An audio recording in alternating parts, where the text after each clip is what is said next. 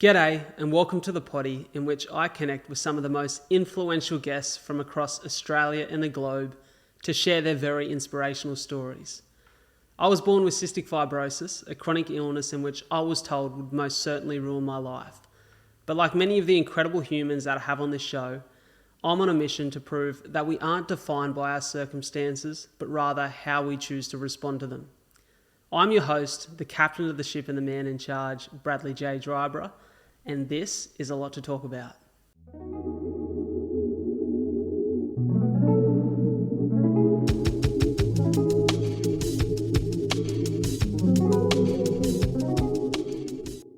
Very excited to be here today with a fellow podcaster, someone who has hosted me on her show, an incredible episode it was, and I think someone who I've created a connection with post-interview, in which we've been able to bounce very similar ideas on life and similar interests, and we have a shared passion, a passion in connecting with people through storytelling and conversation. She created a podcast called The Health Classes You Miss, which is all about teaching people the things about their health that are not only important and vital, but maybe that they've missed out on or not had the opportunity to learn and discover yet. So ladies and gentlemen, from your home, your car, or wherever you are, give a very warm welcome to the one, the only, Monica Vantilburg. How are you? Oh, I'm good. Thank you so much for that intro. That was so lovely. No, I'm very good, and I'm very, very happy to be here. As you said, you came on my pod not too long ago, and that was just an absolutely wonderful episode. And I feel the same that I left that, and I'm sure anyone who's ever had a conversation with you, Brad, will say this, but I left that thinking, geez, what a guy, how inspirational, how bloody awesome. I want to be that guy's friend. So, yeah, very happy to be here and chatting to you. Thanks so much for having me. It's an absolute pleasure. I love connecting with people through this source. I think that's the beauty of podcasting, is that I was only having this conversation with a mate the other day that, funnily enough, sitting in front of a mic, it forces you to put your phone down and really engage in Yes. conversation with people. And it becomes what seems to be hard to do these days in society. Like we're so distracted and we're never actually as connected as we seem to think we are. And podcast really encourages that. Like it's a depth of conversation and a concentration in which you can really get to know someone. And what a weird way to get to know someone. It's such a modern thing, right? But it's Yeah. incredible. And the thing that always fascinates me with other podcasters is like why you got into the space. So I guess that's a great way to Mm, kick this off. Like the health classes you missed, incredible idea. Well before you and I met across the mm. screen for a podcast chat, I'd actually heard about your pod. I can't remember whether it popped up in my Spotify feed or recommended at some point, or someone had posted about it on social. But I remember just at first glance thinking, what a brilliant idea, because how often are we like learning new things on the go as we experience them when it comes to health that we think, fuck, wish I knew that a little while ago. Yeah. So where did it Yeah. come Oh my from? God, I can't believe you'd heard about it before. That's so lovely. It's one of those things, and I'm sure you feel that forget people actually listen sometimes. Like you're like, oh, sometimes it just feels like numbers behind a screen. So it's really cool when people say, I heard about you from Spotify or whatever it is. Yeah, I love that. So getting into it, how I started, it's funny because I thought it's kind of random when I first started doing it. Um, and it was something that I'm quite an impulsive person, and I did just kind of think about it overnight. But originally with podcasts in general, I'd started actually recording a podcast many years ago now, for a friend, and it wasn't anything that was ever going to be published necessarily, but she wanted to be an ambulance, like a paramedic or an ambulance driver or something within that. And I'd done biology at uni, for a couple subjects, and she hadn't done any biology. She hadn't done any kind of VCE or anything. So she was kind of just diving into it. And I thought, oh, I'll just make her a little resource and that'll help me because I can kind of learn from it as I go as well. So I started doing a little bit of that. And it wasn't until a few years later I was on placement. So I'm a secondary school health teacher, which gives me the qualification to be able to talk about a bunch of this stuff. And I was on placement, and I went to Australian Catholic University, which obviously has a religious affiliation. So I ended up going to a lot of private or religious-based schools, which was wonderful and everything was great. I had really good experiences, but I quickly realized that there was a few gaps, particularly in health education. So, one particular instance was I created a drug unit for a particular class, and I did the whole thing. This was during remote learning too. So it was a bit weird. It wasn't what I was used to. I created this entire booklet.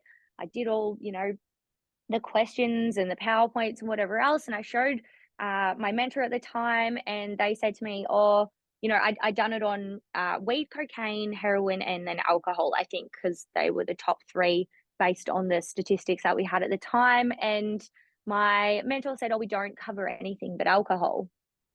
And I found myself a little bit frustrated. Not that it was their fault or anything, it's not like they're kind of it wasn't their decision necessarily, but I just kind of thought, what is the point in that? We're teaching 15-year-olds who, some are younger than others. I get that. But what's the point in acting like these other things don't exist? And this kind of, sparked this thing in me. And I had asked all of my previous placements, do you teach sex education? I actually had one person say yes, and then I'd asked someone else and they'd said no. So it was almost like this weird thing that I'm not sure, because it's in the curriculum. I'm not sure they wanted to tell me that they didn't teach it. And I know that there's plenty of factors that influence this. There's parents, of course, there's the religious side of things, which I totally understand that aspect as well. There's time. As a teacher now, I know that, you only get 45 minutes a week to teach the full scope of health education, and that is just nowhere near enough time, and that's no one's fault. We can't help that. So basically, overnight, I kind of just came up with the health classes you missed, and I was like, I'm going to create a resource. Originally, it was for school age students, which it still very much is, but I found as time has gone on, more people my age, which I'm about 26 years old now, so around my age are more the people that I am getting in and who are listening to the pod, and who are all saying, we definitely missed out on this. And I think there is such a movement now and a change in what we are teaching kids at school. So there's definitely still a way to go, but there is a lot more education, definitely where I am now as well. But yeah, that's kind of how it started. It was kind of a frustration thing, I guess, where I just thought, about this stuff. I've always been pretty open and passionate about being open, not only about, drug education, sex education, but also mental health, and making sure we're talking about all of that in a really open way, and people feel all right to ask questions, or, listen to something in private. It's not like anyone knows if they're listening to an episode about STIs or about a particular drug, and they can educate themselves in a space where maybe they do feel a little bit more comfortable as well. Because I do know the classroom environment can be a little bit intimidating too when you're around a lot of people, and especially when kids are younger, they're a little bit giggly and whatever else, and that's all a part of it too. But yeah, that's kind of the very long-winded answer to how it all started. No, I love it. Long-winded answers are more than accepted. They're appreciated on this podcast. And Yeah. I can relate, because I think I remember being 12 when we first started having sex education classes at a Christian school I went Yeah. to for my whole life. And there's this level of awkwardness where, as a 12-year-old boy who, you don't want to put your hand up and ask a question, because you're like, No. am I going to be judged for No. that question? Are my mates going to take the Yeah. piss out of me for that question? It's such a weird time in your schooling life to start to learn about these things. And at the time, we didn't have podcasts, well, not that I was aware of, and we definitely didn't have podcasts like your own that were educationally oriented towards teaching people about the things that quite often we don't have access to at that time. But I often think that, like, if you were learning a lot of these things in private, you'd feel comfortable to explore the ideas. You'd feel Yeah. comfortable to ask questions of yourself and to do the research behind those questions. And most certainly, you'd feel far more comfortable if you had the resources to understand the facts. And I just think it's very interesting. You mentioned that you went to the Australian Catholic University, was it? Yeah. What was it? So did you have like a religious background, and then that was a choice, or? Not at all. It literally was just, so I didn't even start doing a teaching degree. I got into a public health degree originally. And then I decided I wanted to do teaching a semester later. I just wasn't loving the public health side of things. And so, yeah, that I just kind of transferred over. It wasn't any particular reason. ACU was a great university. Yeah, it's awesome. I think for teaching and nursing in particular, it's really, really strong. Um, yeah, so that was just very random. It wasn't anything that I mean, I technically chose it, but yeah, just kind of fell into it there. It's quite interesting when you speak about your first prac opportunities being in religious schools, because as someone, I went to a religious school, not for particularly religious reasons, but as a young kid with cystic fibrosis who took tablets every day. Um, to be honest, the school that I went to was like the first school that was open in accepting me, to be able to go and have lunch with my mates and take my tablets in front of other kids. Like a lot of the other Yeah. schools wanted me to sit in a staff room. And so my parents Oh, didn't want that wow. kind of like school upbringing for me. So they were like, this school, it's bloody expensive, but it sounds like a far better experience. And so my sister and I Yeah. went to the same school our whole lives. But I definitely realized, like, as someone who wasn't super religious, I realized that a lot of the ways that things were taught in school were taught with a faith element. And you can kind of Mm. understand that.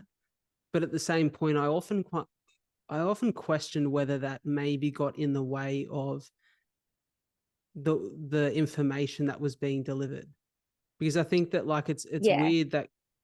it's weird that the curriculum is taught in different ways at different schools. Have you had that experience as a teacher? Yeah, so I mean, it is hard because technically you're not supposed to be able to pick and choose what you put into the curriculum. Like the curriculum's there for a reason, and that's what you're supposed to follow. As I said, there are lots of other factors that come into it. Parents are a big one. Parents maybe don't feel comfortable with their children learning certain things. And I think personally, I obviously see a problem with that. I think that everyone should have the opportunity to learn about things because I don't think that there's that whole thing of, if they don't know, they're not going to do it sort of idea. And I just don't think that that's true at all, particularly for kids and teenagers who maybe feel like they want to rebel or experiment with certain things.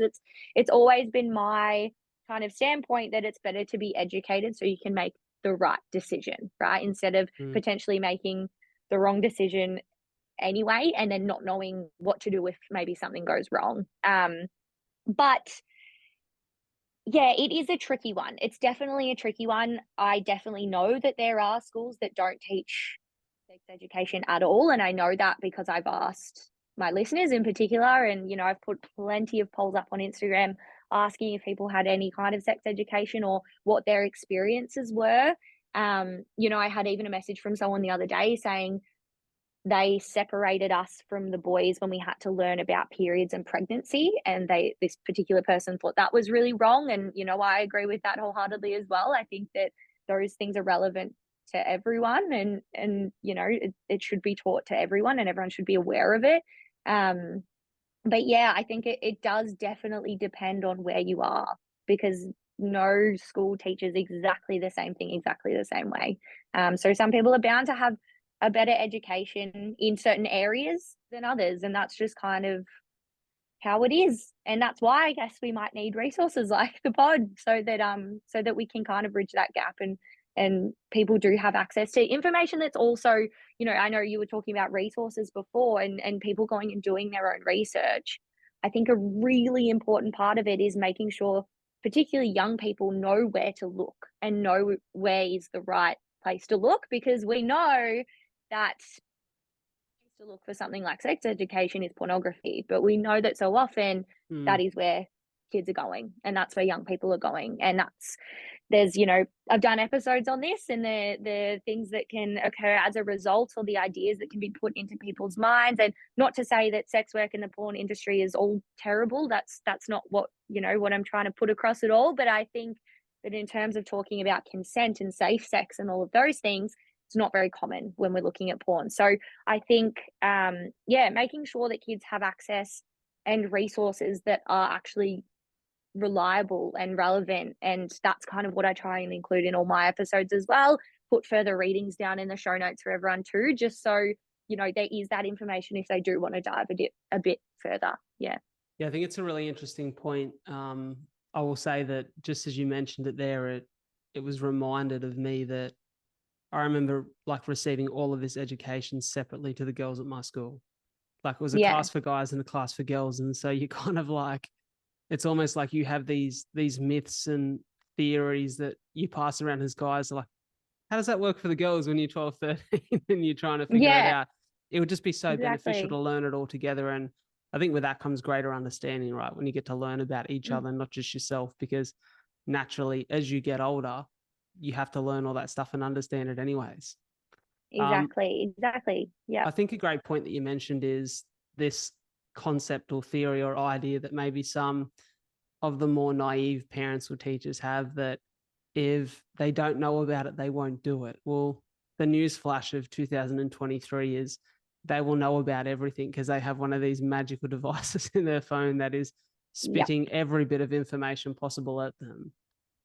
I've always wondered, I remember being, we might have even spoken about this on our podcast together on your platform, that as a young man who was, you know, turning 16, heading towards that direction of 18, where a lot of mates are starting to, you know, get into the world of drinking and taking drugs, and as someone who was quite health focused or health conscious, having cystic fibrosis, I was never going to drink because I had liver disease, and I was never interested in taking any form of drugs because I took 50 tablets a day. Yeah. And so for me, my health had become quite precious. I always was really frustrated though when seeing other people partake in that stuff because I didn't understand why. And I guess now with more life experience and a little bit of hindsight, you understand that people come from different backgrounds and experiences and have different perspectives of their lived experience in their life, and have, you know, all of the agency in making the decisions that they want to make. And I often have found now that for people to understand these things, they have to have their own experiences with them. But a lot of them have just lacked education on what that stuff can do long term, and Yeah. I guess the negative side effects of what will happen. Because we tend to Hmm. immortalize things when we have discussions in our social circles because we think it feels cool, it allows us to fit in a little bit more, and so these things are often widely explored but not widely understood. You know, what do you think the Yeah. biggest issues and challenges facing like the understanding of drugs and alcohol and their effects are in society right now? I mean, drugs and alcohol, and probably I would include vaping in there as well. Mm, I think that's a huge one now. I think, particularly with young people, a big problem when they're not educated about these things is that they're going to end up, or most people are going to end up in a situation where they're potentially going to have the option to drink underage or take drugs underage or vape, right? And if they don't know anything about it and all they have is their friends telling them, this is fun, I did this time, I had fun, you feel this way, it was awesome, or whatever else, right? That's all they've got. And so peer pressure and peer, I guess, acceptance, we know being a bit older now is the biggest thing. And even a bit older. Like, we don't even just have to be talking about teenagers. This can go well into people's 20s, right? And so if you don't know the other side of it, and like you said, the long-term effects and everything that can happen, I think people are probably more likely to partake in a little bit of risk-taking stuff, because whether someone's rebelling or whether someone's just intrigued, or whatever the reason is, like you said, there's plenty of reasons why someone might decide to partake in something like drug taking or drinking alcohol or vaping. I do get what you mean in the greater sense that I look at, for me, the biggest challenge that people are going to face with drugs and alcohol is, I think we're at the moment going through a societal mental health crisis where more than Mhm. ever we have reports of people feeling lonely, disconnected, having challenges with depression or anxiety, these mental health related challenges in their life. And they're often seeking things like drugs and alcohol to mask the pain, to escape. And on the other side of those things is then the greater challenge with how your body responds to that. Like we Yeah. know that like on the other side of taking cocaine, you have this, you know, massive high when you take the drug, but then you have this massive low where the body is now all of a sudden craving a bit of dopamine and craving a little bit of something to pull it back. And that's why it becomes so addictive for people. It's the same with alcohol. It's such a depressant, that on the other side of it, you never feel good. And I can't comment from personal experience here because I've not had an experience with alcohol or drugs, but I've spoken to many people through the podcast and through connections about this topic because it fascinates me why it is such a pull and such a, I guess, such a go-to comfort for so many people, and they never report back positive things on the other side of it. And so I think without I that think, education, yeah. we're digging bigger holes for ourselves. Yeah, absolutely. And I think something in Australia too is that it's such a big part of our social lives. And I think that is probably a massive thing as well. I know, like you said, the mental health side of things definitely, especially coming off COVID, right? But I know in Melbourne we were in lockdown for, I don't even remember now. I think I've blocked it out of my memory, to be honest. But a ridiculous amount of time where we were isolated and we were alone and away from people. And, if someone was feeling mentally unwell, that's probably, that could have been an option for them. But also, talking to some people, they found that there was nothing else to do. So they felt like they had to just drink alcohol every weekend in their house because there was nothing else to do. And that obviously can start a bit of a cycle and a bit of a habit coming out of all of that. But yeah, the social aspect of it is massive as well because, like tonight, we've got the Matildas and the pubs are going to be absolutely pumping with people, and you're likely to go out and have a drink. And then when people drink, we know they're more likely to take drugs. So it is and does kind of just become this cycle. And I think I've spoken about this on my podcast with some people as well, with particularly men. There's this thing of going to the pub and gambling and drinking, and that being something that's really socially accepted. And that's okay if that's something you do every now and again, or that's, something that I would say you're not doing every single weekend. But we talk about golf and like other activities like golf being a really good alternative to all of this because it's out in nature, it's exercise, you are still having a chat with your mates, you're doing something that you enjoy. So I think, I guess, yeah, it's interesting. It's crazy how embedded I think it is into our society. And I think it is interesting that, from your standpoint, like you said, as someone who has had to really prioritize their health to bloody stay alive, watching on and kind of seeing other people and thinking, why would you do that to yourself? Mm. I'm intrigued by that. And we did actually, like you said, we did speak about it on my podcast. So It's that is on there if anyone wants to hear it. there you go. The memory was serving me well. Well, I Yeah. was speaking to a mate of mine just the other day who's a speaker as well and is doing some incredible stuff in the speaking and keynote space. Actually, you probably know Brett Kennellan. He was on Dylan Friends. Oh yeah, he was on Dylan Friends. Yeah, cool. And Bretto and I were just having a conversation about he'd done recently I guess you'd call it a series of speaking events, and he had some exposure to some really interesting speakers and personalities. And he recalls listening to one guy, and I'm going to forget this guy's name, but he was an AFL player. Can't Oh, remember cool. his name, but apparently he was That's fair. fantastic, and his career ended through injury. And after his Yeah. career ended, he had some real challenges with his mental health. And those challenges triggered responses. In the first response, it was gambling. And then he Yeah. realized he had a problem with gambling. And then it turned into, well, I'm going to quit gambling. But he replaced that vice with the vice of, drinking. And then it was smoking and it was drugs. And there were all these challenges, I believe, and I hope I'm not getting this guy's story wrong.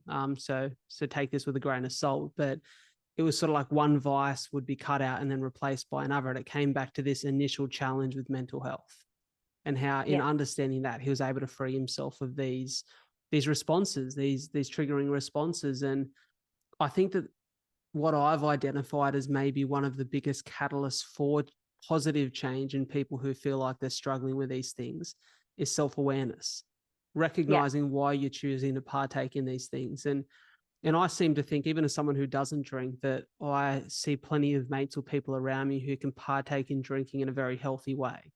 They can go down and Mm. have one beer or a couple of beers with a mate and know when it's time to say, well, I'm not going to feel good tomorrow if I keep going. And, I'm doing this for the right reasons or for the wrong reasons. And so self-awareness is this tricky tool to develop. But I think with understanding ourselves and asking ourselves really quality questions, we open ourselves up to make higher quality decisions. Absolutely. And I think that's such a big part of health education as well, is that emotional intelligence and understanding why you're feeling the way that you are, or even just being able to identify your emotions when they come up and being able to sit with them and knowing that that's okay and it's something that you're not going to feel forever. That's a huge part of it now. And it is luckily a massive part of it now. That's kind of a focus for a lot of schools, which is really, really fantastic because I think back to that. I've always struggled to identify my emotions. And I think had I learnt that at a younger age, it would have been really, really beneficial. And I know that I'm not alone on that. Um, and yeah, it is interesting because I think you're right, like that AFL player, if you looked at a lot of people who maybe do struggle with these things, and I don't want to be general here, but I would assume a lot would come back to mental health as kind of the main cause of it all. And I'm glad that in this day and age, I guess we have such a focus on mental health, and it is a conversation that we're able to have really openly. And I do an episode every fortnight called "How's Your Head," where we focus on mental health, and I think it's super super important to be really open about it. I actually had similar kind of thing last year. I found that I was going out and drinking alcohol to a point that I wasn't happy with, and it was becoming too frequent, and it was for no real reason that I thought at the time. And it got to the New Year's Eve, this just past year that's gone, and I ended up having a really terrible night because I drank way too much and I ended up just not being able to enjoy the time that I should have been having with my friends. And the next couple of days afterwards, I was up at our beach house and I just remember feeling so flat because I care about New Year's, right? I know a lot of people will think, oh, it's just another day, but I really like to think of it as a bit of a reset. And I just felt like I totally wasted it. And I didn't do what I wanted to do or started in the way that I wanted to start the year. And I was super down and super frustrated with myself. And then a few days later, I was thinking, geez, like this is how I've started my year. And so I kind of made a promise to myself this year that I would only drink an allocated amount of days of the year. And Mm. I would really, try and limit how much I was going out, and I would increase the amount of time I was going out and not drinking. So I was being the designated driver and I was making sure that I was the person that was just going out sober and having a good time. And I've done really well with that. And it's been awesome. But I think I'm probably not alone in that either, is that we get to a stage where it's like, why are we doing this? And why do we keep doing this? And not only now is it something that, maybe that is a sign that there is something going on with your mental health, but the way it affects your mental health afterwards, like you said, once you've talked to your friends, that the few days after drinking is just it doesn't feel good, right? You don't feel Mm. motivated to do things and you don't feel like you want to get up and enjoy life. It's not, I think alcohol, just because it's legal, has been viewed as this thing that is so, so accepted to go out and just get really quite drunk or, go out and dance and do that every weekend, which I understand is so, can be so fun, but it doesn't have to get to that point every time, I think. And it is kind of celebrated a little bit, which I do think is changing. Like I think there's definitely been a movement of sobriety and limiting alcohol intake and stuff now because people are realizing that, like me, it just because it's something that's legal doesn't mean it's something that you have to go out and do just because your friends are going out Mm. or just because you're in that environment. You can just have a good time without alcohol, and I think that's really important. I want to touch on mental health. I think Mm. it's such a big topic. Like when I think about mental health, as you could spend hours and hours and weeks talking about all the areas in which this could affect or that we could touch on. And I'm sure that people have so many different experiences with mental health. It is so striking to me, though, that with more conversation around mental health than ever, which I think is really important, I still feel like more people are struggling than ever. And I'm not quite sure why that is. Is that Okay. because we're able to identify it more now when we're having more conversations so it feels more present? Is it because we have more challenges that we're struggling with and not handling mentally? But I think a big part of it for me has to come from the environment in which we exist in. Because I think about the COVID period, and I'm just touching on my personal experience here. Throughout the COVID period, we didn't suffer as challenging lockdowns as Melbourne did, being in Wollongong or just south of Sydney. But we were definitely locked down for long periods of time. Now, I thrived mentally in lockdown, I think, because I had quite a sunny apartment. I was able to go out for a run. I had a couple of mates who, we were training partners during that time, and we'd go, pair up and do a run together. And then you could get a takeaway coffee and walk down the beach for an hour. And I really thrived. I was, stuck into my work. I loved my work and had the ability to host the podcast from home. So I was having high quality conversations and connections. And I think that my environment become a product of what I really made it. I do look though at so many people who were challenged and struggled through that period. And I feel as though I thought I'd see a massive shift post COVID in the challenges of mental health where people felt freed up. But I don't know that I can see that that's exactly happened. What are your Mm. thoughts on some of the things that are happening and challenging us with our mental health at the moment? It's interesting because I feel like I had a very similar experience to you obviously I was in Melbourne, so a little bit different in terms of just the weather, probably. Yeah. But I think back to it and I was very like going for runs and I was probably the fittest I've ever been. But I was one of those people where my mental health has never been worse. I was in a ditch in COVID, I think. And I have definitely felt like I've gotten a lot better coming out of it. I think a massive part of that is resources and having resources. And I think during COVID, there was a lot more available.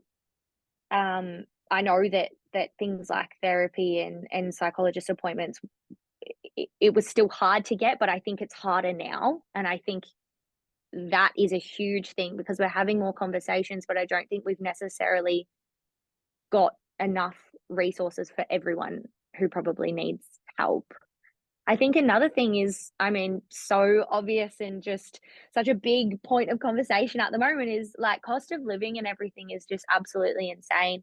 House prices, rentals. I've got mates, like I'm very lucky I rent off family. So Stratos and I through COVID were it's my partner, we were, set and we've, been quite secure in where we've been living. And I'm so bloody grateful for that because I've got friends who were trying to get apartments for 6 months and trying to get houses for, longer than that and having to put their parents as guarantors because they just couldn't get anything. And I think that causes so much stress for people. And I think working and still feeling like you can't or don't have enough money to pay for things is such a stressful thing. And it's almost like we had which I heard this on another podcast the other day because when we were in COVID, we weren't spending. So a lot of people did end up saving a lot of money. We had the government benefits, people who were able to access those, of course.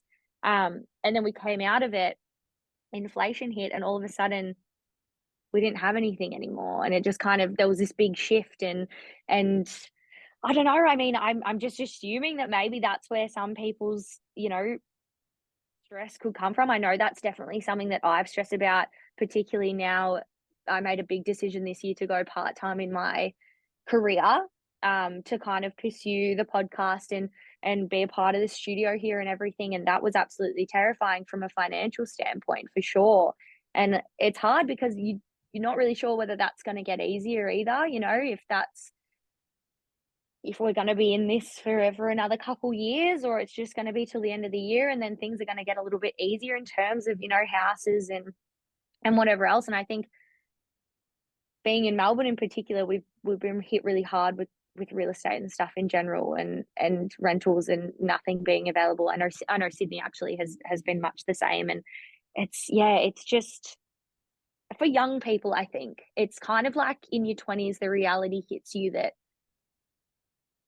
you're potentially not going to have the life that you thought you would have when you were younger. You're potentially not going to get to own a home. You're potentially not going to be able to travel everywhere and own a home like you probably had the goal of doing when you were 18 maybe, or, looking at your parents and how they lived. And I was speaking about this with a friend, is that, when you're a teenager, you think you've got responsibilities, and then you get to kind of your early to mid to late 20s, and you're like, oh geez, it's actually all coming down. And I think we are in a really tricky time of life here after a pandemic. Like, I don't people don't experience it like we have.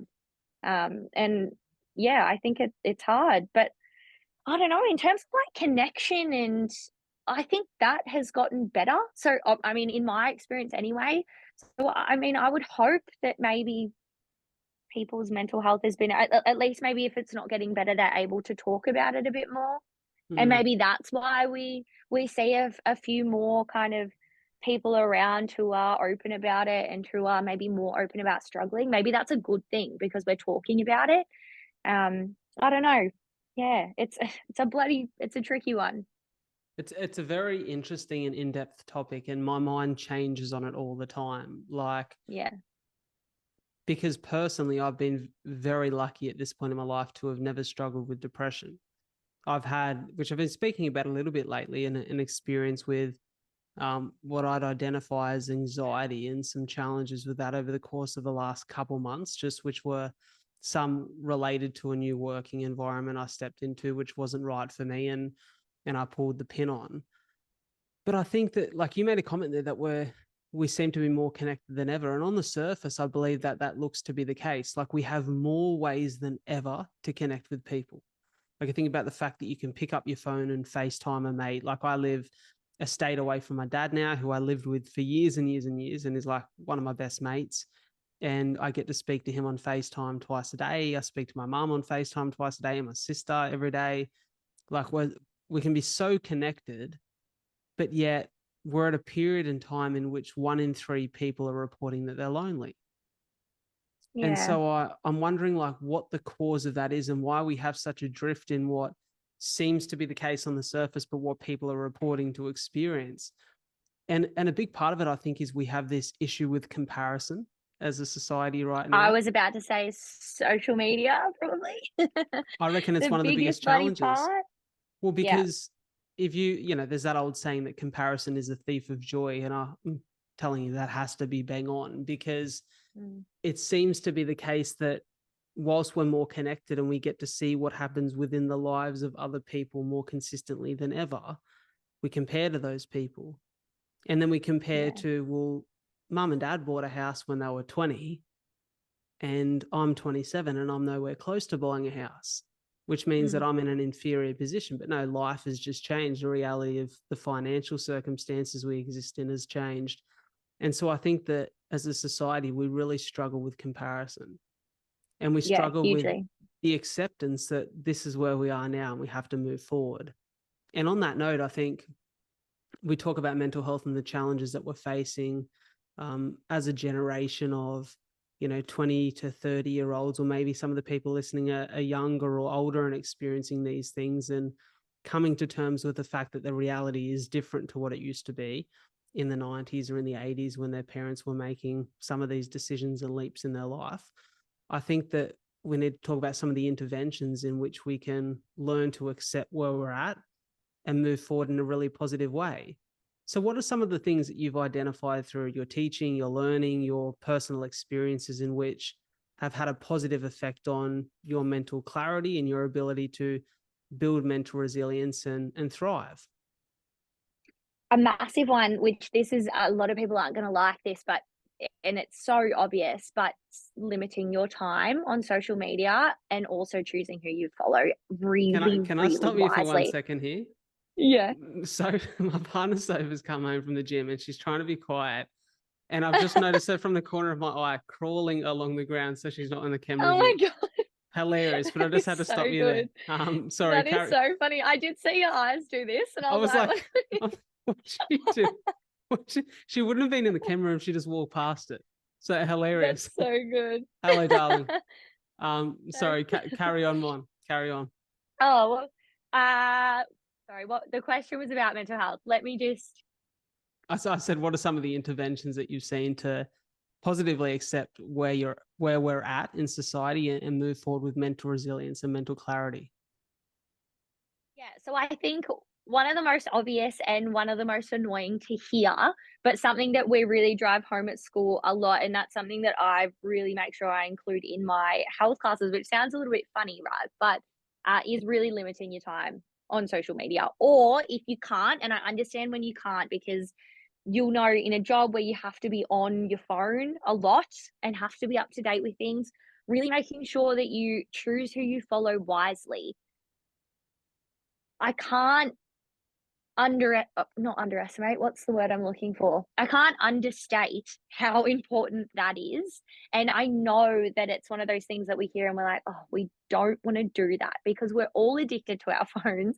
We're all addicted to TikTok or Instagram or whatever it is, and I think once you realize that sometimes it gets past the point of inspiration and it moves towards you sitting there thinking, "Oh, damn, I wish I had that," even that one thought is enough to put all the gratitude to the side and make you only think about the things that you don't have.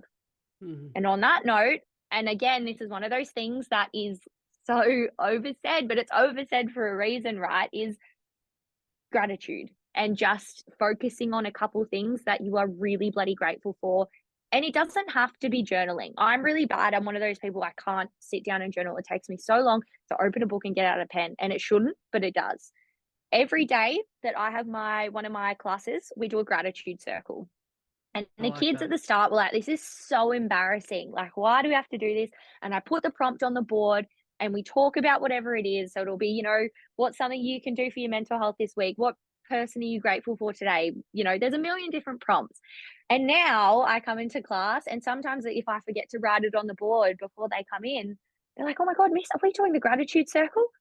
Yeah, of course we are, but they actually look forward to it now, and it even starts some of them being like, "I'm grateful for this person because they really helped me out when this happened," and then the friend's like, "Oh, no worries, mate," and then it's just starting this little, conversation between them about how much they enjoy each other and are grateful for each other, and I just think that is so special and something that is so easy, but we don't necessarily all do. And when I say easy, like I said, it's hard to open up a journal and get out a pen. But even if you notice something in the day and you just sit there and go, this is exactly, what I love, and this is who I want to be with. Or I have found that throughout the year when I've really enjoyed my time here at the studio, and this is before I was working here, I kept going, "Oh my God, I would love to work here." And I just really want to take in this moment now because this is so wonderful and I'm having so much fun here and this is awesome.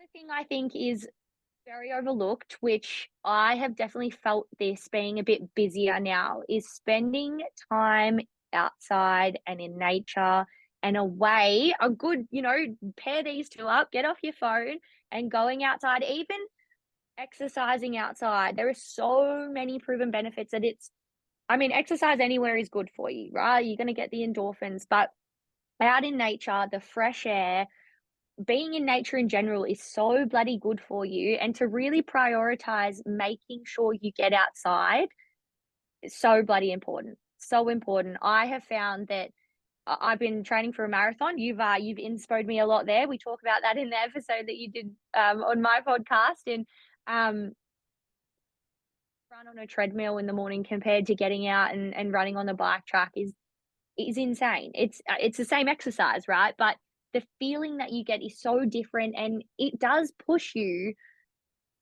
to even be a little bit more social. You're running past people, you're saying, "Hey," you're getting that connection, you're listening to the birds, you're doing whatever else while you're running or while you're exercising, while you're bloody doing burpees in the park, whatever it is that you enjoy, and just the benefits of not only where am I going with this? Sorry, I'm stuck on my words today. Oh, you're right.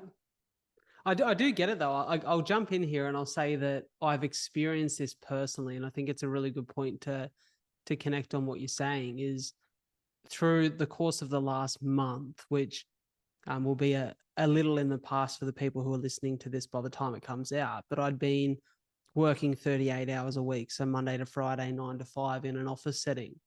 It's the Yeah. first time in 3.5 years There was a little period in 2021 through COVID in which I'd done some work in the office for 3 months, but it's the first time that I've stepped inside an office every day, Monday to Friday, for a consistent period of time. And I found it really challenging because I'm so used to getting more natural light. I'm so used to having more space and an area to breathe, and being able to step outside when I needed to and go for a 10-minute walk and grab a coffee and come home and just feel like I had that bit of sunlight and fresh air for that matter. And so I found that throughout that month, it was really hard for me to go to the gym and train because all I craved in the morning was a run down the beach at sunrise. And I think Andrew Yeah. Huberman, who I consume a lot of Andrew Huberman's content, and he talks about the benefits for our physiology of just being out and seeing that yellow light as the sun's, rising through the sky, and what that does to release things like adenosine in our body and wake us up and lift our spirits and give us that dopamine, that serotonin release. And for me, that become more important than ever. And we live just near the beach in Wollongong, and it's a busy spot in the morning. There's people exercising from 5:30, 6 o'clock onwards, and often for my mates will say that like I'm the mayor of Wollongong because I run past everyone and it's always g'day, how you doing? And I'm like, it's Yeah, impossible not to so feel good when you nice. have that interaction. Like Yeah, it really lifts my exactly. spirits. And so I think that, engaging in community, and that doesn't mean that you have to sit down and have a coffee with everyone in your space, but being out Yeah. in the natural light and engaging with the world is a really, really good way to start the day. And no matter how cloudy it is, I don't think that you can be mad about a sunset or a sunrise. No. It makes you feel Yeah. good. So it's, I think Yeah. nature, we're hardwired to appreciate nature. I was going to say that there is a reason that it makes us feel so good and everyone gets so excited, like about looking at the sky. Something so simple, but when there's colors or even just the sun setting, obviously somewhere near a beach, it's beautiful. But yeah, it's a part of us as human beings that we're supposed to be outside. We're supposed to be out in nature. We're supposed to be doing those things. And I know that obviously we've progressed to a point where we are working in offices a lot and we're inside a lot and we're under artificial light all the time. And that's gonna have an impact on the way that you feel and your motivation. Like you said, you didn't feel like going to the gym maybe I think you're probably not a good example because you're a very motivated person. But I know that my partner in particular and I were talking, and I've been spending a lot of time indoors. I think I'm lucky in my job as a PE teacher that we do spend a lot of time outside as well. But when you spend all day in an office, like I have today, do just crave getting out there. And I sometimes get home and go, oh, I'm just like feel sluggish and tired and I don't want to do this and I don't want to do that. Whereas when you've got a day where maybe you've had a bit of that sunlight, you've sorted out what does Huberman talk about a lot of your circadian rhythm Yeah. and making sure that your phone's not the first thing you look at. It's actually getting natural light and stepping outside and having a look at that first. I think that's been a real big goal of mine this year too, which I'm not perfect. I definitely still get up and check my phone first thing sometimes, depending on the day. But that's a really good tip too, is just getting up and making sure you do something else and get off it and get out. And I guess when you asked me about interventions as well, I guess from a medical standpoint or talking about the resources that we've got, utilizing and making sure you do take advantage of the healthcare system that we've got here, I think is super, super important. I've talked to countless people who have said, I'd love to go see a psychologist and go get a mental health plan, but then maybe they just don't know how, or they're not really sure about how to go about it. And again, that's when education comes into it and a bit of that health literacy on how to actually use the services that we've got. A lot of people also have the mindset that they're not deserving of it, which I think is really, really hard because everyone is deserving of it. And if you feel like that's something that you need, then you need it, and you should go and get the help and the whatever you need in that situation. So I think that's a big one, is those services are there for us, and whether or not they're not perfect, but I think making sure that people understand that you don't have to be at rock bottom to use them, and you don't need to be at rock bottom to go see a therapist or a psychologist or whatever it is. And as well, like you said, there's that community aspect of things that makes people feel like they belong and brings about a sense of belonging in people. Joining sport or being involved in some kind of community sport, whether it's a running club, whether it's a netball netball team, whether it's, footy is such a massive thing. I know rugby where you are. Getting involved in something like that is not only beneficial for your physical health, but so bloody good for your mental health as well. I've been talking to one of my classes about this recently. We talk about the dimensions of health. We're focusing on, social, mental, and physical, and how they interrelate, and how we can show that in our own lives. Pardon me. Biggest thing that we've talked about is community sport, because they say, oh well, I go to footy, so I'm working out.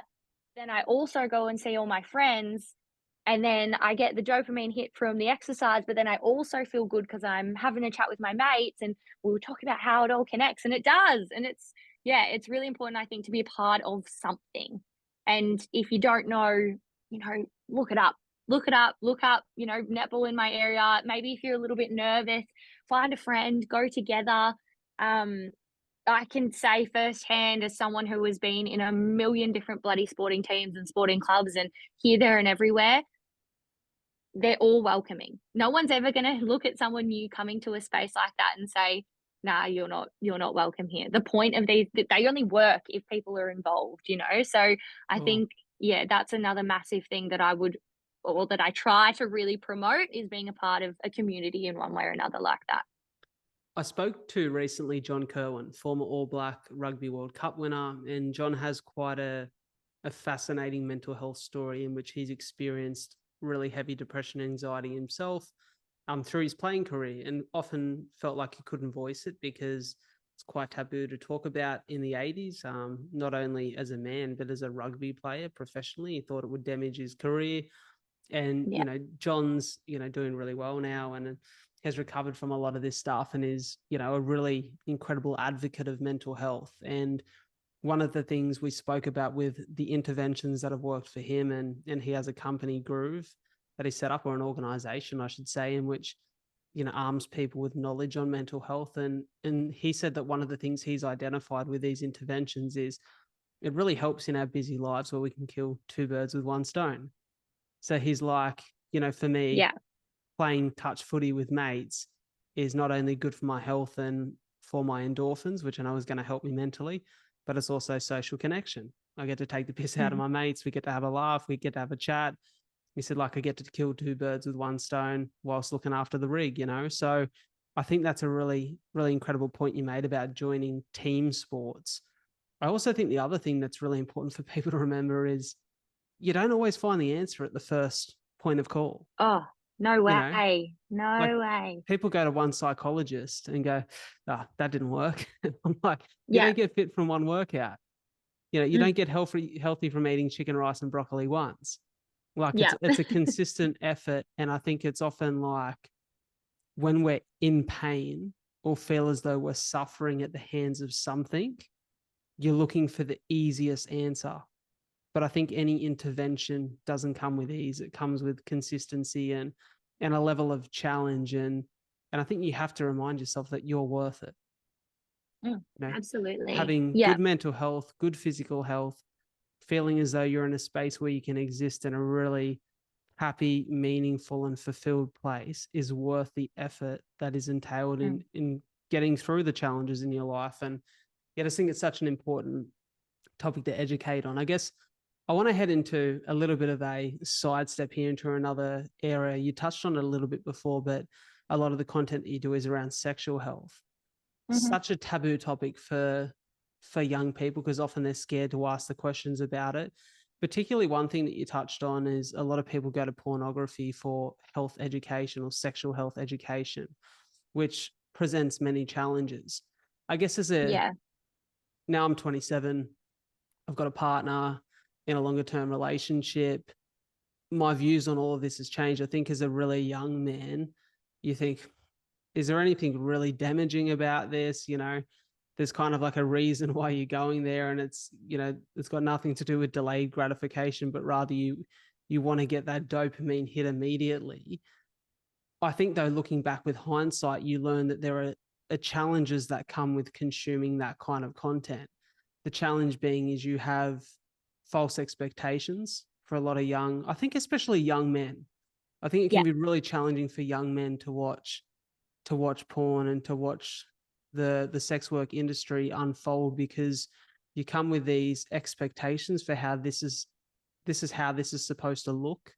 This is Mm. what this situation looks like. This is what a healthy sexual relationship looks like. And with that, you have all of this misinformation that actually doesn't convert to healthy real life sexual relationships. Yeah. What do you think the education on porn needs to look like? Because I don't ever remember being educated on porn through sex ed. Yeah. That's interesting, isn't it? I honestly don't think that was ever covered during my sex education at school either. Um, and I had quite a good comprehensive sex ed when I was at school, which is surprising for back in the day. That makes me sound bloody old, but nearly 10 years ago now. Um, yeah, it's interesting. Like you said, I think young men are definitely more affected. We know that men watch porn more than women. That's not to say that women don't watch porn, but there's also a big theme in pornography, particularly heterosexual pornography, where there is a dominance factor. And like you said, that can set people up to have expectations that aren't necessarily real life. And I read, would have been a few months ago now, but The Sex Education You've Never Had, or something like that, by Chantal Otten. She's a sexologist. She's Yeah. wonderful. She's really, really great for resources and stuff. So if anyone listening is wanting to follow a page, or I'm sure they've heard of her before, she's awesome. She writes in her book that pornography is entertainment, not education. So it is performative. And that's something that young people probably don't all understand, right? That it's not real and it doesn't necessarily depict what their sexual experiences are going to be. And that can be really troubling because there is that aspect of aggression and violence in a lot of these videos as well, which means that potentially someone's going to go into a situation and think that they can do something like choke someone without their consent, and then that brings about a whole range of other problems, and it can become a really serious situation from there. And so that's kind of just one aspect of it, but I think making sure that young people understand that and understand that it's not real life and these people are essentially actors in what they're doing and they are professionals in their work that they're doing, and it is something that should be viewed for pleasure only, not for, or not only, but not for education. You're not looking at that to then just go ahead and take into your sexual experiences, because consent is a lot of the time, like I talked about at the start, not shown, as well as safe sex practices, condom use, or any other kind of, you know, contraception or any like that's not spoken about or talked about in porn. And that's, kids might look at that and be like, oh well, they're not using a condom, but that girl didn't get pregnant, and I can do this, or that person did that to that person, so that must be okay. And it's not the case. It's not real life. So I think that's probably just the message that needs to be, but there was a big controversy recently about the book Welcome to Sex. Did you see or hear anything about No, that? I didn't, but I seen something on your Instagram about it. Explain that to me. Yeah.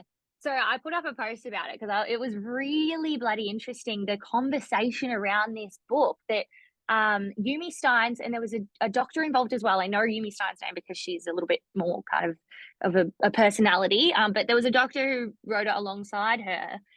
She's got a few books. She's got like Welcome to Periods, Welcome to Sex, Welcome to Boobs, I think is one of them as well, but all really great resources, right, for young people. Now, age of the exposure, there's kind of differing statistics here, but I think the main one we saw was about 11, which means that kids are looking at it younger than this. And also, obviously, some kids are going to be looking at it older than this as well. But there was all this talk of people being like, this book is disgusting. It needs to be taken off the shelves. Big W actually had to remove it from shelves. They kept it online, but they had to remove it from the shelves because workers were being abused and it was becoming unsafe. which is just absolutely insane to think about. And the commentary around this book was just, it was crazy to me because I was looking at that going, 3 clicks on a phone and you can find absolutely whatever you want. Whatever you want, you know? It Mm. doesn't, like, any kind of pornography, any naked photo, there's stuff on bloody YouTube. It doesn't matter what platform you're on or how safe search kid's phone. If they wanna find something online, they will be able to find it, and that's unfortunately the world that we live in today with the internet, and that's something that, you know, is always gonna be a constant battle, I think, and I would so, so, so much rather a young person get their education from a book that is super educational, is backed up by evidence and science, than going and watching pornography and just thinking this is how it's supposed to be. And so I guess, I don't know, I found that really crazy, just with a lot of the commentary around it and how shocked people were. And I think there is kind of that bubble that people are like, kids don't look at that stuff.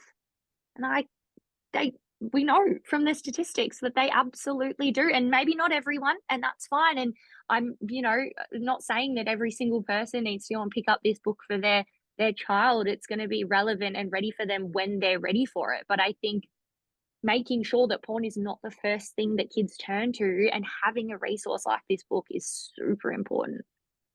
Well, I would say that I was a pretty innocent kid, but let me tell you, my Yeah. 11-year-old brain was very curious. And you find what you want to find when you're a kid and you've got access to the internet. Yeah, But and I that's think, okay, you know? That's fine. You shouldn't, like, there should be no shame around it either, which is a big thing that I try and preach, is it's okay to be curious. It's not, there's no problem with that, you know? It's not necessarily meaning that people are acting on things. It's just that you're wondering, and that's a very natural part of growing up. well, I think that the only problem is without the proper education, you don't know how to interpret it. And so Yeah. that's the disappointing thing hearing that story. I didn't realize that I'd heard controversy about this book, but hadn't looked much further than that. And I think it's really interesting that we're taking educational content off shelves to cater to the few who nag and will always nag because they won't ever be happy with anything. And they think that their children Yeah. can exist in a bubble.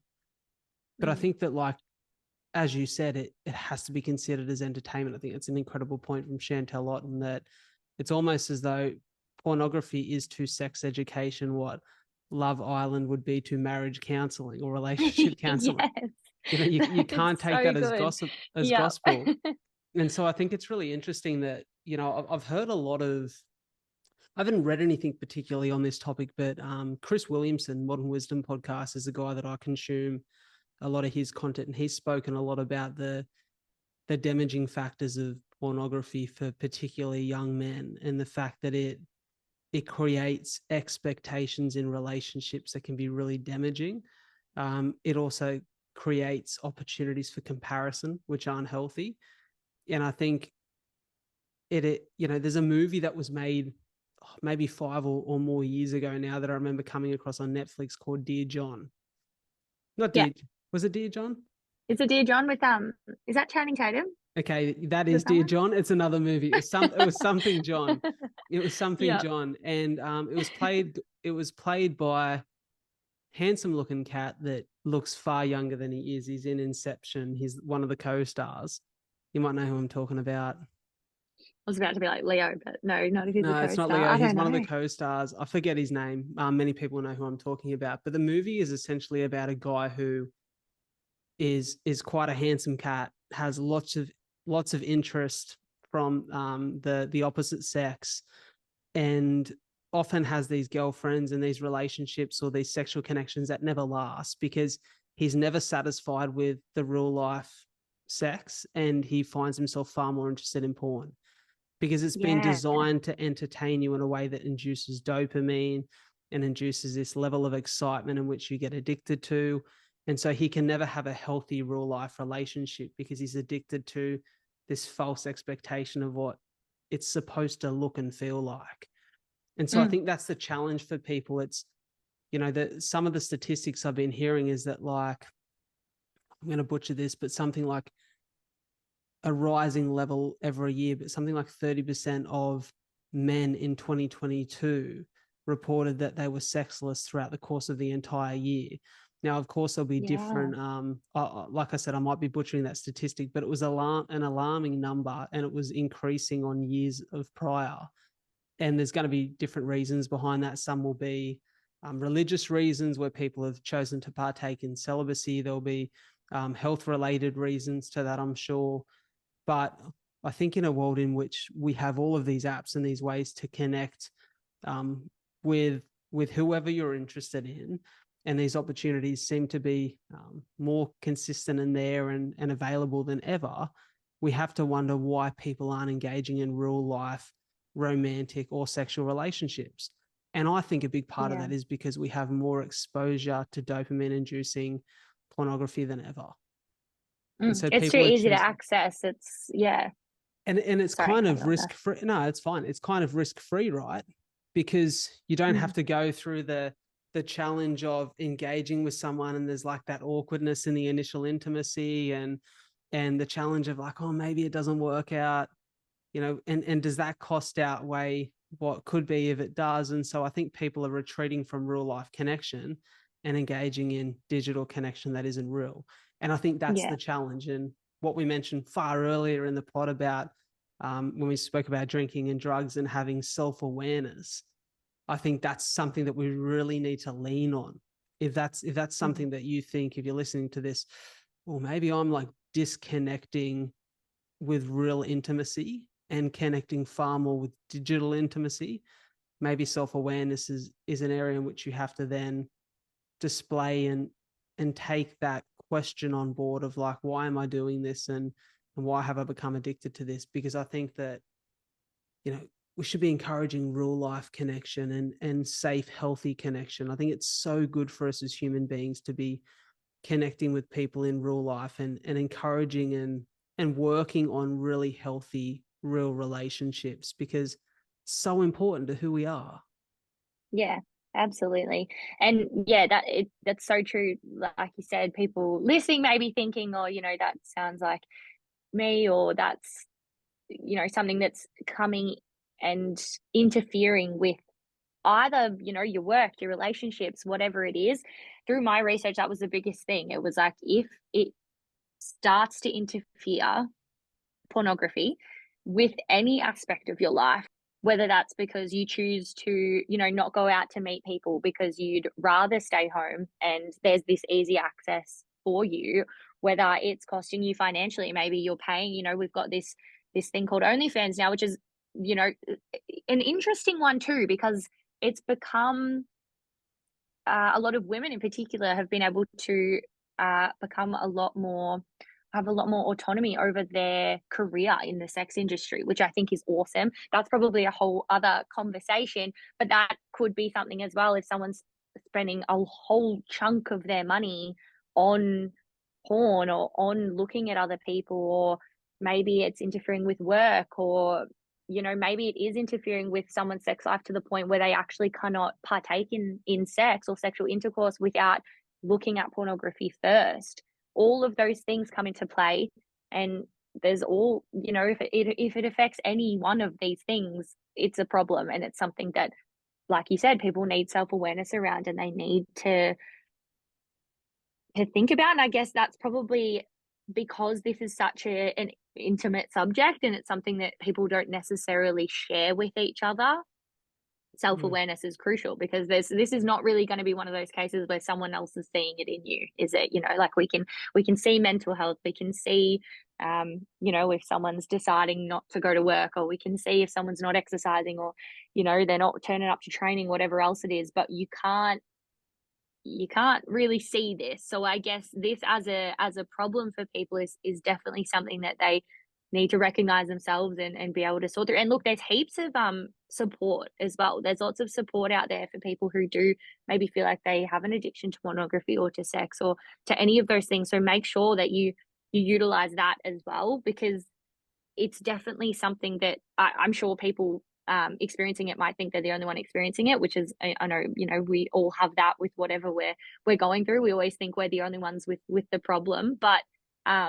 I can guarantee you there'd be so many more people than people think going through something like that. And there's support there, and that's what it's there for. And to make sure that people are aware of that and they know that they can go and get help if that's what they need.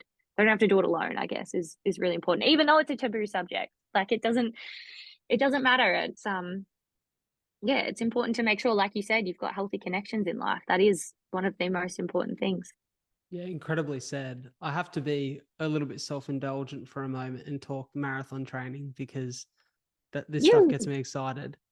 Talk to me about the process of, training for your first marathon. As I understand it, we will be approximately a month out from your first marathon when this pod drops, which Yeah, is very much that's terrifying. the pointy end of a prep. When did you decide and when did you actually commit to running your first marathon? And where were Yeah. you at the point of commitment? Like, where was your training at? What was your longest ever run? And I'd just be interested to hear. Yeah, so I've always loved running. I've run for a couple of years. Definitely in the last few years, it was on and off. I played footy as well. So the reason I decided to run the marathon was because I haven't been able to play footy. I actually got concussed a bunch of times. I ended up having a concussion expert on. He's a neuroscientist. His name is Dr. Alan Pierce, and he's absolutely wonderful in the space of sport-related concussions. He's doing heaps.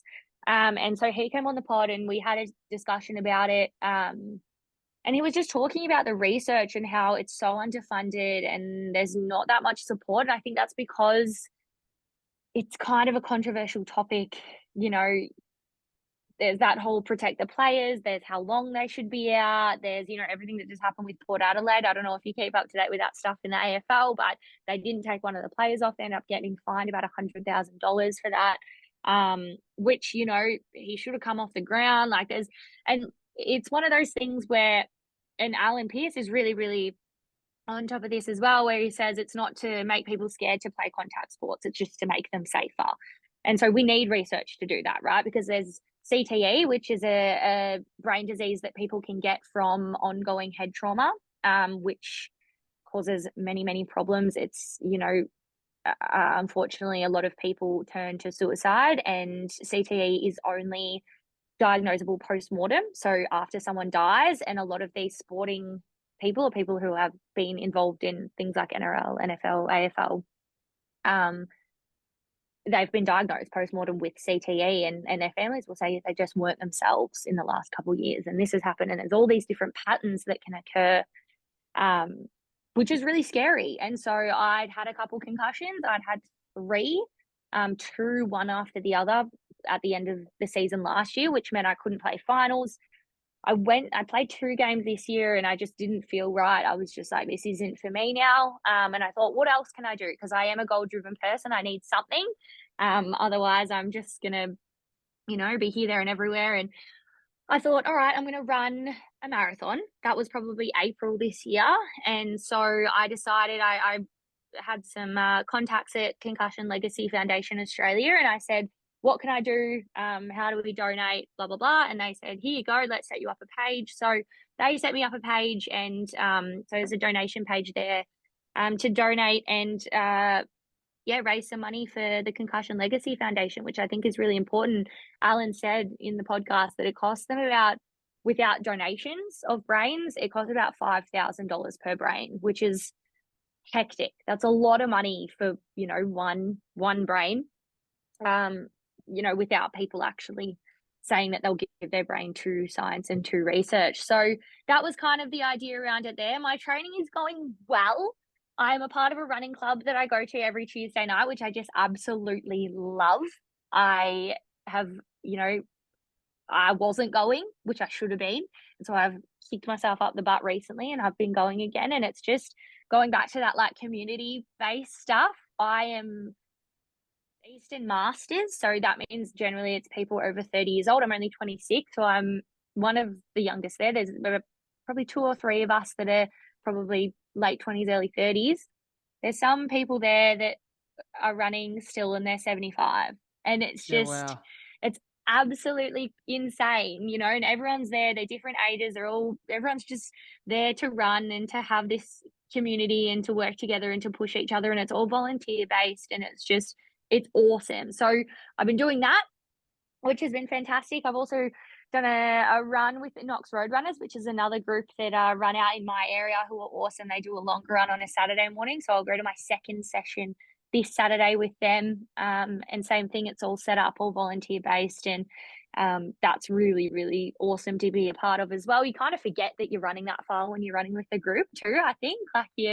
I did 27 and a half on my first one with them. And I went, geez, that was a lot easier than running by myself. So that's a good hot tip. Run with someone else that you can have a chat to so that the time goes a little bit quicker. But to be honest, I'm a little bit terrified. I'm just like, as long as I can finish it, I'm good.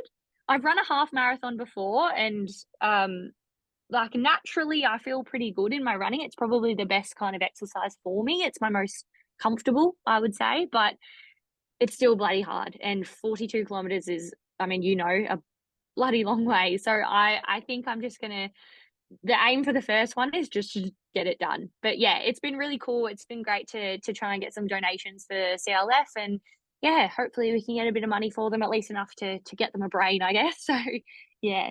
Yeah, it's a funny old activity, running, because it's one of those things that I'm sure you can attest to, that there are days in which you think, today was my day. I feel incredible. Every step felt nice. It was enjoyable. It was fun. And there are days in which you think, I feel like an amateur again. Like I'm starting from scratch today. I felt tired. My heart rate was through the roof. And I've probably It's not fair, is it? it's very inconsistent. I've probably experienced that this prep. Like I've gone from, I ran Melbourne Marathon last year in October, and that was by far probably my best ever like distance run. I felt not that I felt incredible in the lead up. I had some Achilles issues, but on the day I woke up, I felt great. I suddenly had an air of confidence. I think I lifted with the crowd. I was solo the whole way with no headphones, and loved every minute of it. Crazy talk. Well, I think it was one of those days where I was like, I was on, but I'd experienced 2 marathons before that where shit hit the fan at every possible opportunity. It's long distance running is such an unforgiving sport. And it's a very humbling reminder at times that this shit is hard, that's where you grow and learn from it. And I guess a touching story for you that will relate to what you're speaking about with that running group you go to on a Tuesday evening. As a lady that lives locally here, her name's Barb. And Barb, I'm not sure how old Barb is, but she's an elderly woman. She looks far younger than she is, because I remember she's told me her age before. But one of the people that really inspired me when I started running in 2020 was Barb, because I would be running and I'd see her, much older than I am, and she every morning was jogging, cycling, or swimming. And I was like, I remember stopping her one day and just saying, how do you bloody do it? And she goes, let me tell you, young man, if you stop, you die. and like I see her running every day, and like it's people like that that really inspire me. I think I've had the challenge of, and I'm not sure whether you'd relate to this or not, but I've had the challenge of almost identifying a little bit too much with a guy that has to do like extreme things in comparison to where my health is at. Excuse me, where I was the guy who ran a marathon with bleeding lungs. So then I've got to keep backing it up and do bigger stuff and more challenging stuff. And I've kind of gotten to a place over the last 3 years where I'm like, I really like exercise because it makes me feel good. Not because I have to do crazy things all the time. Like I don't have to be David Coggins. I think it's great to test yourself and like to test your discipline, but it's not how I need to that's not what needs to motivate or drive my training.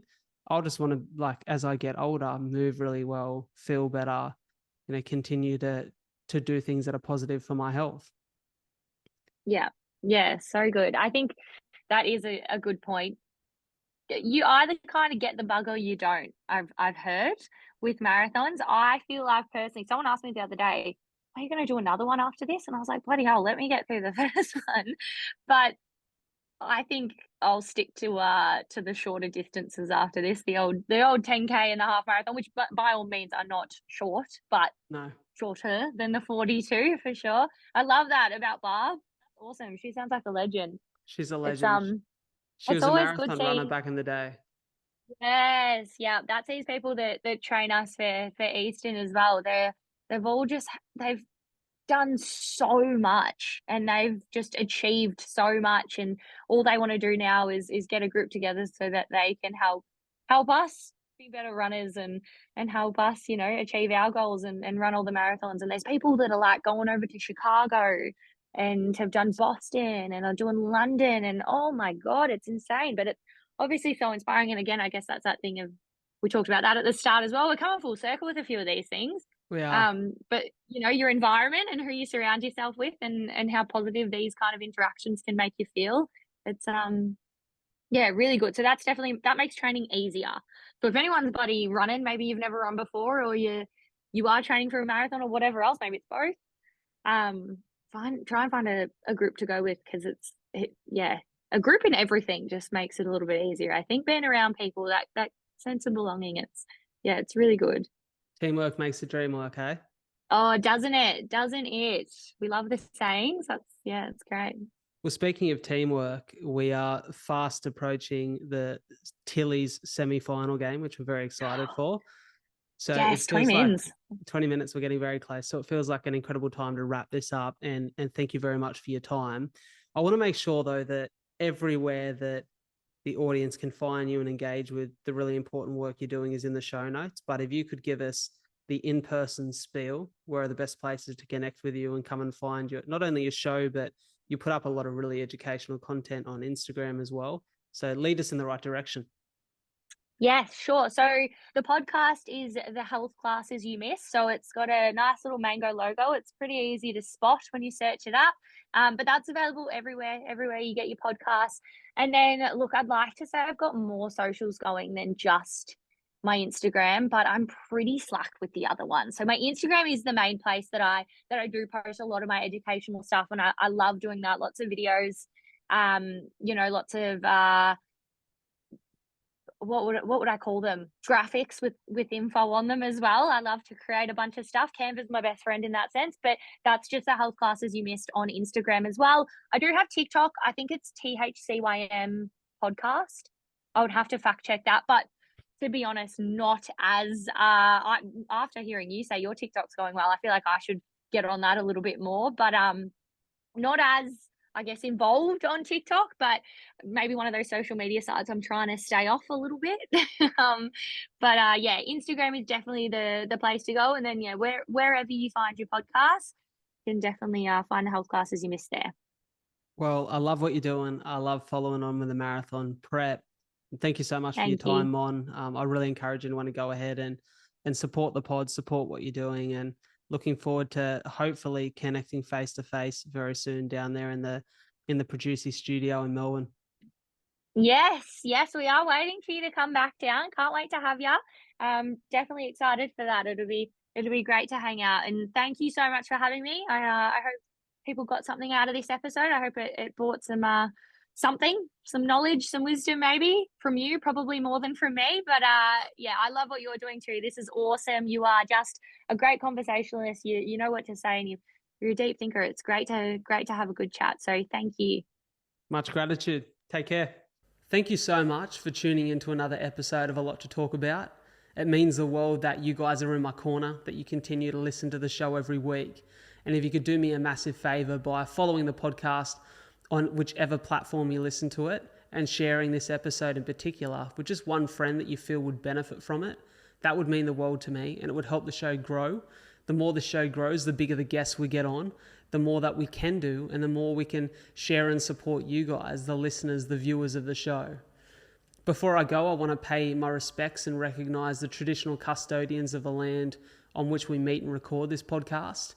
The Aboriginal culture has such a rich history in storytelling, and as a passionate storyteller, I really hope that the stories we share and connect with on the show can allow the many cultures that now call this beautiful land Australia their home to come together and continue to respect the stories and the culture that make this the land it is today.